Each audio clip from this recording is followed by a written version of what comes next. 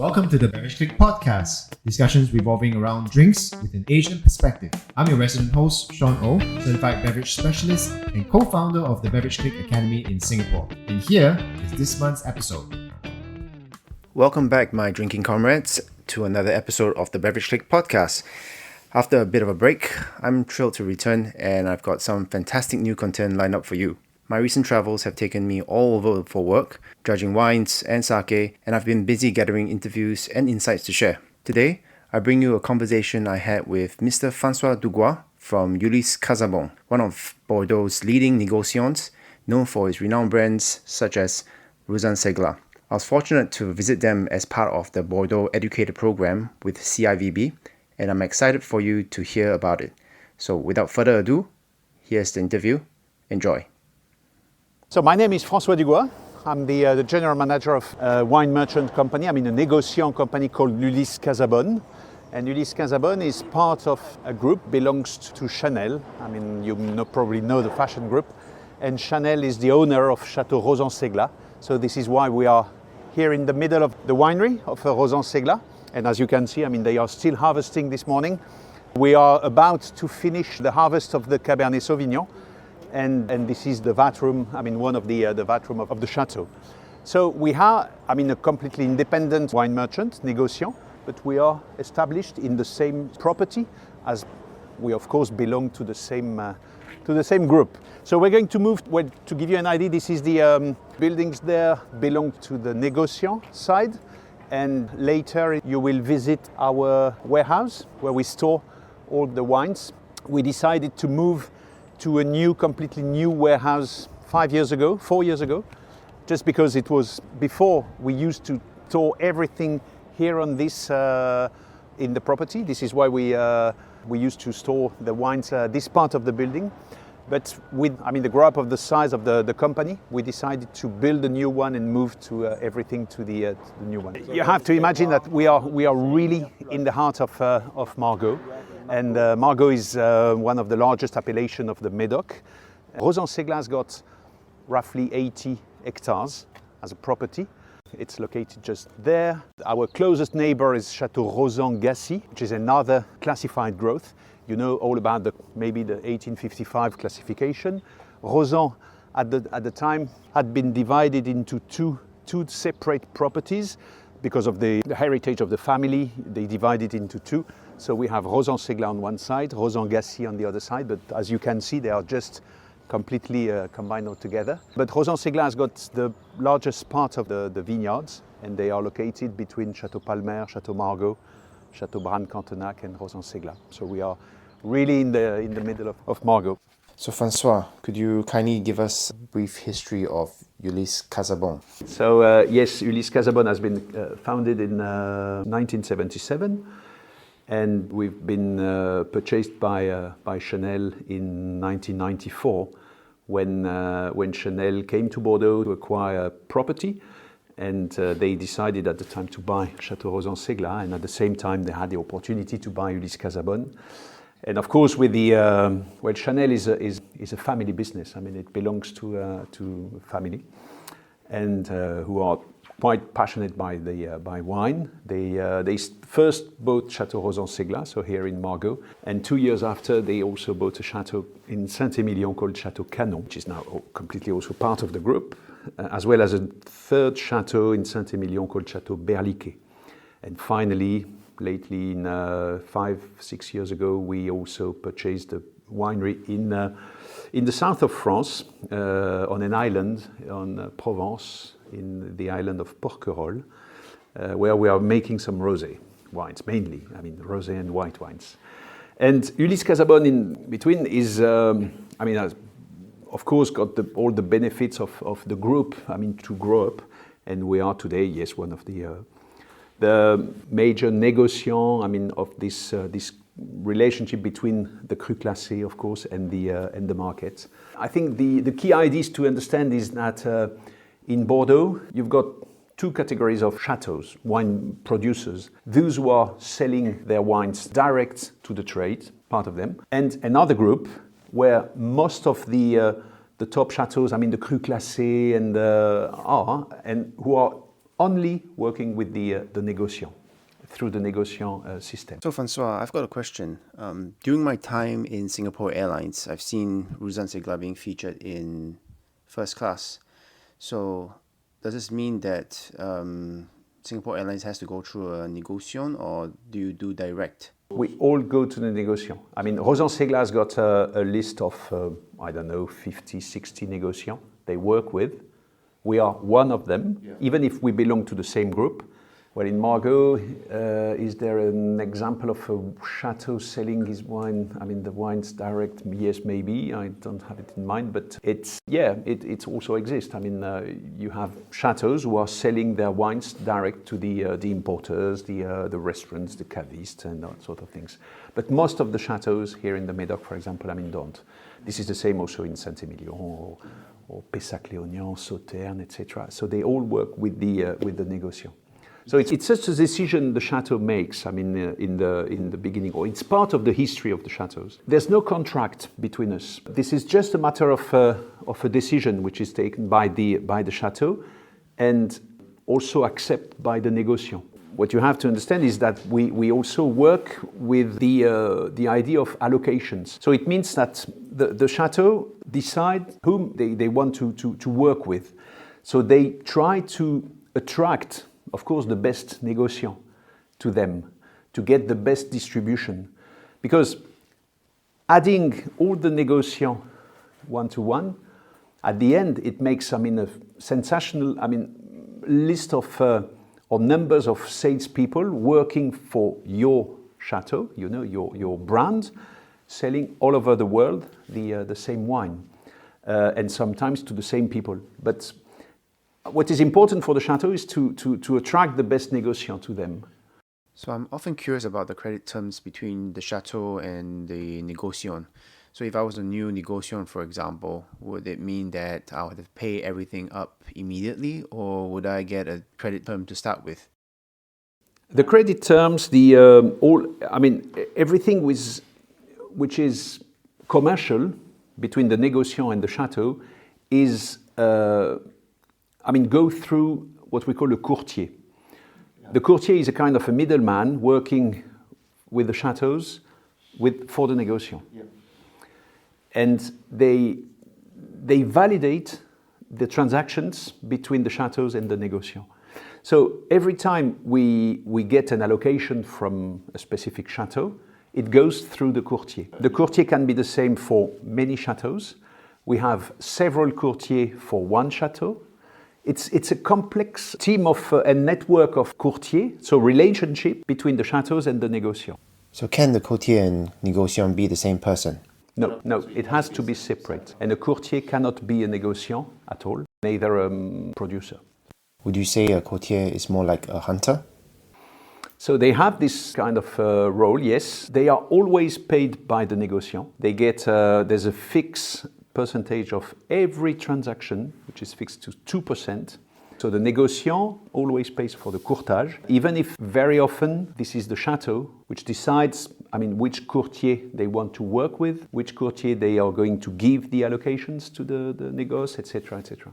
So it's very important to understand this kind of mechanism, in the relationship between the chateaus and the négociant. So it's important to work with the courtier because they provide also to us, a lot of information. They also provide information to the chateaus about the market, about all the informations they get from the different négociants they work with. And for us, it is really crucial to always get the biggest allocations, from the top chateaus, because it's part of our, forced to come to our customers and say, okay, I can offer you all the first growth, this, and all the chateaus which are really on demand on the market. What is important also for the négociant is, of course, to get those allocations from the chateaus, but also to build up a kind of, some very strong relationship with some chateaus we select, just to be able to have a little difference from another négociant. And when we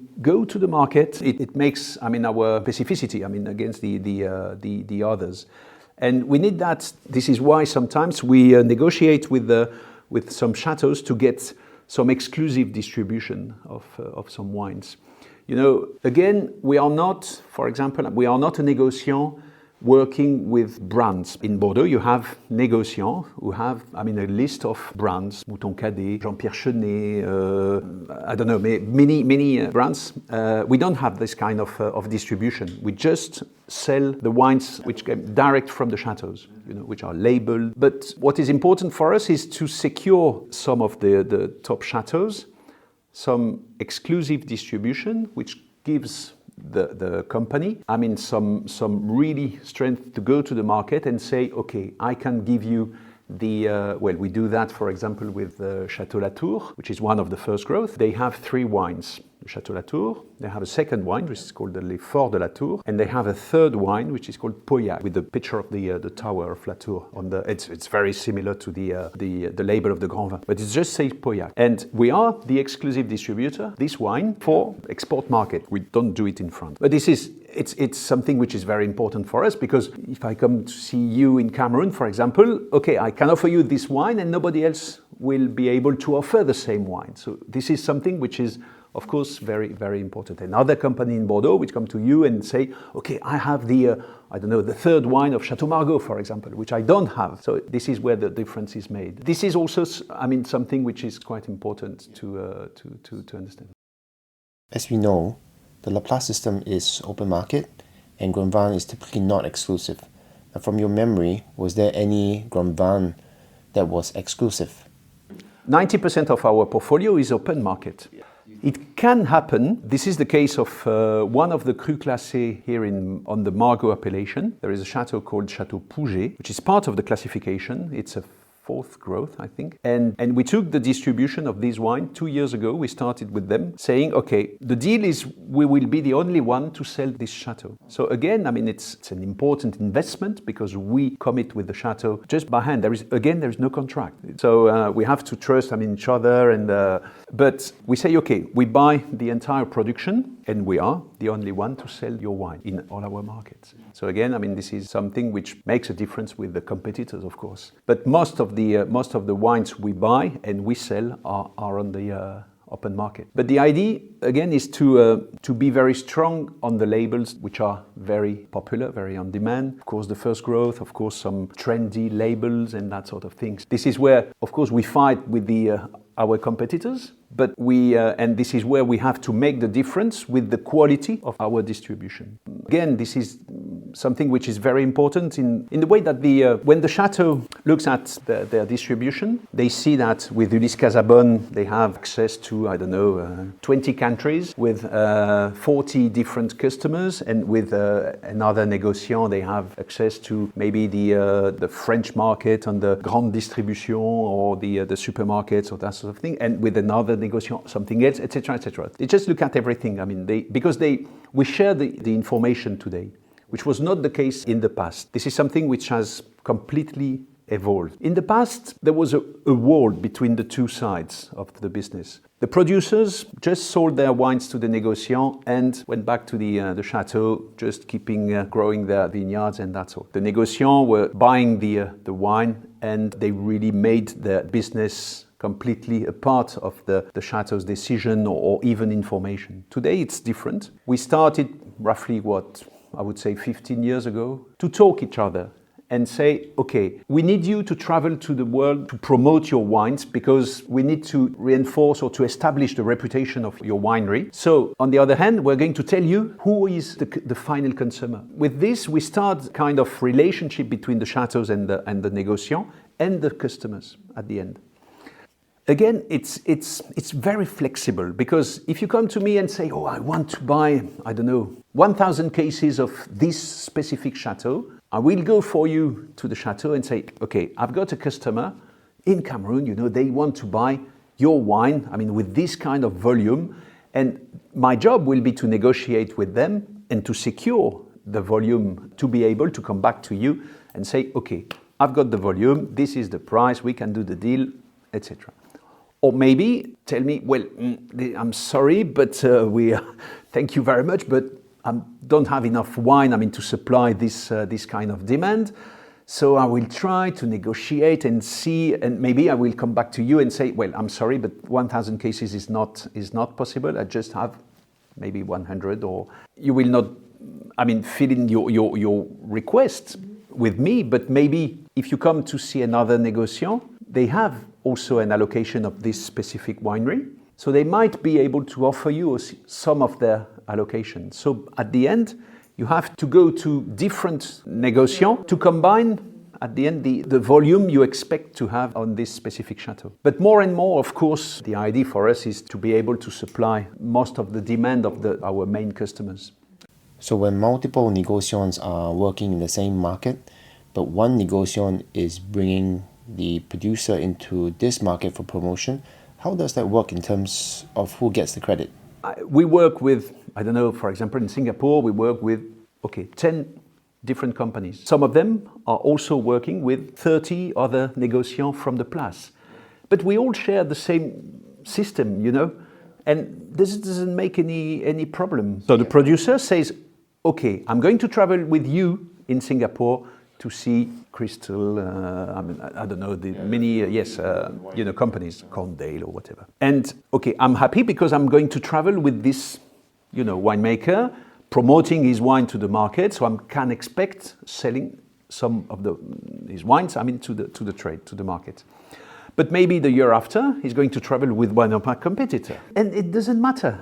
This is like this. At the end, what is important is the reputation of the brand. Because if the brand becomes more and more popular, I'm expecting having some more orders from my customers of this specific chateau. That's good, you are promoting the brand, but as the brand gets stronger and demand increases, sales can go to anywhere since it's not exclusive. This is where the things start to be a little bit more complicated. Bordeaux, is an exceptional machine when everything goes well on the market. It's fantastic. When the demand is bigger than the offer, you have an extraordinary spray of distribution. The Negociants are everywhere. From Canada to the south of America to Dubai, Japan, everywhere. When the market starts to slow down a little bit, it becomes a little bit more complicated because the turnover of the Negociants start to slow down, and they, when you are in front of a new allocation of the wineries, coming to you because, we produce wine every year, well, you don't want to lose your face with the chateau, and you say, I'm a very big Negociant. But if the market doesn't buy your wine, you have to finance the stock. And this is where things, starts to be a little bit difficult because of the interest rates. You have to borrow money to the bank to pay for the storage, blah, blah, blah, etc., etc. So this is why sometimes some of the Negociants start to dump a little bit the prices. And this is where the problems, start. Because if you are not able to maintain not the agreement, because it's not allowed by the regulation, but we all try to maintain the market price at a certain level, this is where the problem starts. Because when you start offering the wine at a below price, the market says, what's going on? It's cheaper from this Negociant rather than this one, and why that? If the difference is slight, okay, there's no problem because it's part of maybe a negotiation, it's part of the way of the wine has been bought from the chateau by the Negociant. Maybe it's very old stock, so the value is big and they can make slight discount or whatever. But when it happens with a new offer, for example, which is supposed to be at the same level by all the Negociants, it becomes a problem. What about maintaining a price or hitting a ceiling? Well, especially, this is exactly what's happening today. We are facing, I think, one of the crises. I've been here for 22 years. This is maybe the first time we faced so many difficulties, in the market, just because of the way of certain Negociants, behave. What you have also to understand is the system of the imprimeur. I don't know if you all heard about the imprimeur system. It's also, something which is important to understand because it's part of the way those wines are getting in value with the time on the market, etc. So again, when the vintage is fabulous, when the critics are all there to rate the wines on the very high scores and everything, you can expect having a very good success with the imprimeur campaign. What is a campaign? This is the time when every year in March, April, we welcome all the wine merchants from the world coming to Bordeaux to taste the new vintage. For example, the last vintage, the 2023, was tasted in April this year. You go from a chateau to another and ask for the tasting. Everything is very well organized by the chateaus with the Negociant. The Negociant took their customers to one-to-one chateaus, etc., etc. A few weeks after starts the en primeur campaign. This is when the chateaus are releasing their prices, their offer. So they come to the courtier and say, okay, well, my wine was at that price last year. This year, I've got more volume. The market is, of course, not there. What do you think? I mean, where should I put my price up? Can I put it up or not? And what happened in 2023 compared to the last 2022 vintage is most of the chateaus came down their prices by 20 to 30%, which is a big drop. And there, the courtier comes to us and say, okay, you have X 100 cases of this wine. Do you take them? Do you don't take them? I mean, and we have a certain period of time to think about and to see how the market is reacting to the offer. Because sometimes it goes very quickly, because of the demand, which is very big. Sometimes it takes much more long. And this year what happened is the market was not really there. So we had to say no to some of our allocations. So the allocations went back to the chateaus, and which was quite unexpected because honestly for the last 20 years, the market has been going, quite up. And the trend was very, very good. So this is really the first time we are entering in the very weak period. So we had to say, no, I'm sorry, I can't just take it, because if I take it, I'm going to enlarge, the size of my inventory, and you will see later how many cases do we store. It's too much. And among of that, the most important is that, I can't expect any value or added value on the price I'm paying today. Because if I take the stock, the entire allocation, of course I take a risk of investing in this wine to be sold in my inventory. So I've got a buying price.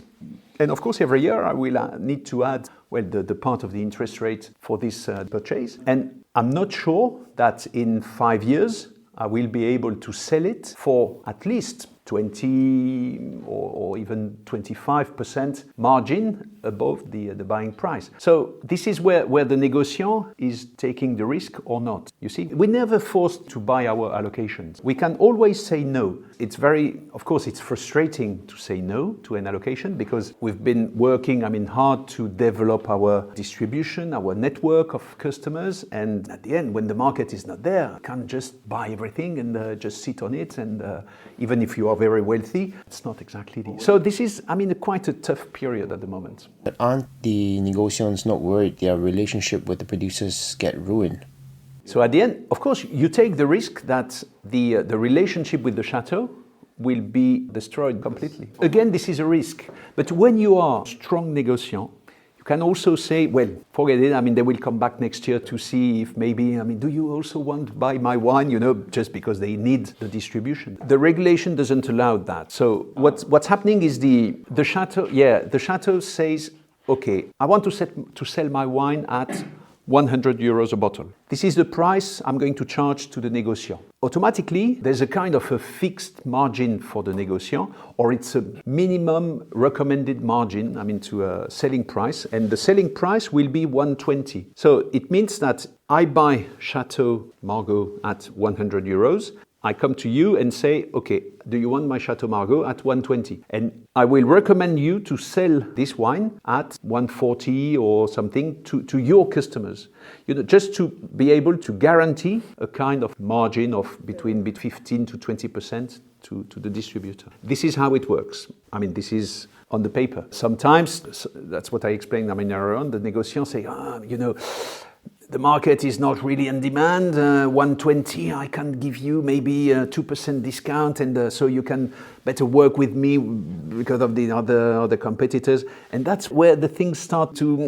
Of course, we are part of a kind of group which is called Bordeaux Négoce, and we are not every Negociant belong to this group. There are some of them who are part of that, but most of the Negociants belong to that. And it's very difficult to get a complete agreement between the Negociants because we are free to do what we want. If you don't respect the rules, very quickly you lose your position in Bordeaux. Because it's a matter of a kind of a gentleman agreement. To be part of La Place, you have to play with the rules. If you don't respect the rules, you of course take the risk that the chateau comes to you and say, okay, look at what you did with my wine last year. You offered it at such a dumped price that I can't work with you anymore.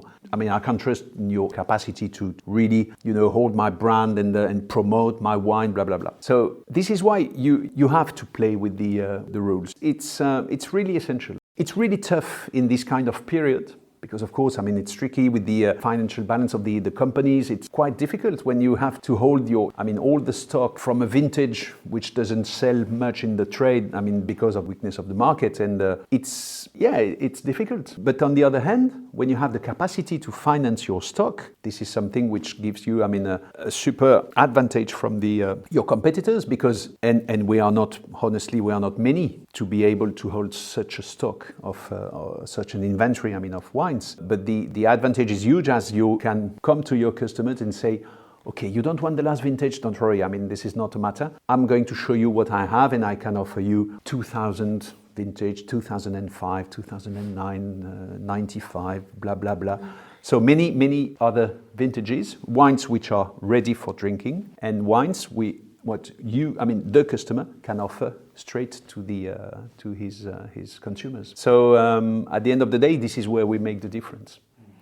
Will the consumers equate the price drop of 20 to 30% to dip in quality? And is that price dictated by the chateau or advised by you? It's a decision which is made by by the chateaus. We try to give, advices, to the chateaus, to train them, a little bit in a way or in another way, because with the information we get from the market. If we feel during the winter before the on-premise campaign that the market is not there, our customers will not buy the wine because at the end they have nobody to buy it, we will come back and say, okay, we have to be very careful and you have to price your wine very low price. Or on the other hand, if we know that the vintage is very good, we come to our customers and say, okay, be careful because on the next campaign you're going to have, we're going to come with an exceptional vintage. Of course, it will be probably more expensive than the previous one, but we can be this kind of advisor, to the chateaus. But the final decision is made by the chateau. Do you feel the consumers still feel that Bordeaux wine is still a luxury product?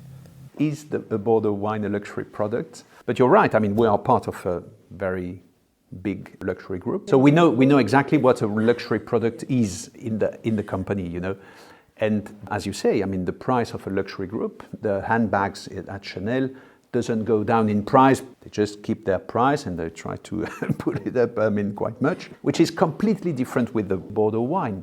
Because of the quality of the vintage, because of the mood of the market, because of plenty of external elements can affect the pricing. So the global trend has risen quite much from 20 to 30 years, the last 20 years. But from a year to another, yes. For example, I remember I joined the company in end of 2002. It was quite a difficult time, but very quickly, with the vintage of 2003, everything went up. 2008 was the financial crisis, and so everything dropped very quickly. We came to the market to offer the 2008 vintage it was spring 2009 at a very, very low price. I think the price for the first growth was at the time something like 120 euros, something like that, when it is more than 300 or 400 today. But with the vintage, 2009 vintage, the year after, it was also the beginning of the Chinese demand on the market. Everything rised up very, very quickly. It seems to me it's cyclical. However, you also said that it is by far the worst you have seen in the past 20 years. Do you think en-premier will be abolished? I don't think so, but what will happen is, for sure, is the number of chateaux which will be offered during the en-premier campaign will decline. Will be less than what it was. Just because I think the system, when a market is a little bit challenging, the system is not able to offer a large distribution for every chateaux. which would pretend to be part of the en-primeur offer. It works for the wines that the market knows that this is the only time I can get the wine at the cheapest price. This is the case for usually the first growth, even if they are producing quite a lot of wines. The chateaus which are not making a big volume, but which are very demanded on the market. And the chateaus who've got a reputation big enough to still be demanded by the market, you see. So those are, I'm sure, will not be concerned by the situation. They will keep going on the en-primeur system. But for many chateaus which are unfortunately not in this category, today we have to think about creating probably a new version of offering them to the market on a different way. And the system doesn't work anymore just because the value doesn't go up anymore for them. Unfortunately, for the last 5-10 years, when the chateau was offering his wine en primeur at maybe 20 euros, 2, 3, 4 years after, the price was still 20 euros, you know. So why do you need to invest in a stock which is not physically available? So you have to pay for 2 years in advance a wine which doesn't get in value, and you can pay it at the same price 2 years after. This is where the system is changing. Of course, we get the feeling that in many markets the demand is declining because of the lack of consumption. There's also, what concerns me a lot is some of our customers are getting a bit old, you know, and we didn't move too quickly enough to a new generation of customers. And this is where we really need to work on. Because with this en-primeur system, we just all used to come back to the same customer saying, okay, this is the new vintage, you have to buy it. And I'd say, okay, well, let's take the 2 cases of this, 3 cases of that. And last year, they all came to us and said, well, stop, I've got enough. I've got too many in my cellar, you know, I'm 75, I've got 30 vintages in my cellar. Stop. This is the problem with all many merchants in the world. If you think about the way we did sell all those wines year after year, so we need to adapt to the new generations, which are not on the same kind of buying, you know. Maybe this is why, we have maybe quite an advantage with some old vintages, some vintages which are really ready for drinking, because we all know that the new generation are much more on the day-to-day decision. They go out for a dinner, they want to have their bottle of wine, they want to do this, then this and this. It's completely different. So this is where I think we need to adapt as well. But the system of the en-primeur will remain for sure the strongest brands. So do you have ideas of adaptation then? It's in the way of going to the markets to show some of the vintages, and I think the mistake we are still making is we're just traveling all together to show the new vintage, which is not available in bottle, which is okay, but why not maybe showing a vintage which is ready for drinking, just to give the impression to the customer that this is a glass of a proper Chateau of Bordeaux that you can drink today or tonight with your friends, and you go to your wine merchant and take the bottle and go out, and that's it. Well, last year we bought a company called La Vigna. I was convinced that we had to develop with another commercial arm. It's something which is completely different from the Negociant day-to-day business. But this is something which gives us the access to the final consumer. So it's important to understand what the consumer asks today. And through the wine shop we have websites, we have that sort of things. I think this is something we can try to adapt and then come back to the other customers of the company and say, okay, we are convinced that this is the new trend. You should apply this kind of presentation or whatever, and we will help you with the offers, the visit of the wineries, that sort of things. So I think it's changing. I remember roughly 10 years ago, a group of 20 wineries managed by people who were between, at the time, 30 and 40, joined together, create a group called Bordeaux Oxygène. And their idea was to travel together, to go to markets and do things, completely on a different way, on a much more casual way of offering a tasting with their wines, with a kind of cool ambiance, with some music, that sort of things. At the end, it was not, maybe it was too early. Every country is not on the same level for that. Back to your purchase on Lavinia, and I find it intriguing. Your group's ecosystem has effectively gone from Negociant as a middleman to having producers in your portfolio. Is there any part of that chain that is a missing puzzle to give it a more holistic approach? No, maybe not. I was, quite convinced this was able to give us more visibility maybe for some of our wines. Yes, and again, I mean, a direct access to the consumer. You're right. I mean, we have the wineries, the négociants, and the distribution. I mean, the direct distribution. And being the exclusive négociant from some chateaux of our own wineries, the Chateau Rauzan Ségla, for example, makes 2 wines, the Grand Vin, Chateau Rauzan Ségla, which is sold through many négociants, including Ulysse Cazabonne. But they are making also a wine which is called Ségla, the second wine, which is exclusively sold to Ulysse Cazabonne. So Ségla goes from the winery to the négociant and to Lavinia, and we use Lavinia, of course, to promote Ségla even more than what is done by the other merchants to the trade, to the Parisian market. The idea is, of course, to use the warehouse also to do all the logistic for Lavinia. We do some mail orders, we do some e-commerce business. So today it's done by a logistic company in near Paris. Well, tomorrow the idea is to take it back here in Bordeaux, just to be able to integrate also this part of the distribution. So we can control all the every step of the chain.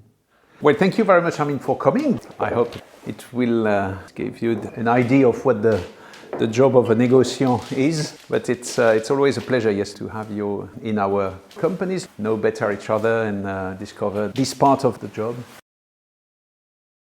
Well, there you have it, my drinking comrades. A fascinating glimpse into Bordeaux from François Dugoua's perspective at Ulysse Cazabonne. It's a big question these days. Has Bordeaux lost its appeal? Society has shifted in many ways, with COVID's impacts rippling through the wine world, the temperance movement encouraging less drinking, and the aging demographic of wine drinkers not being replaced at the same rate.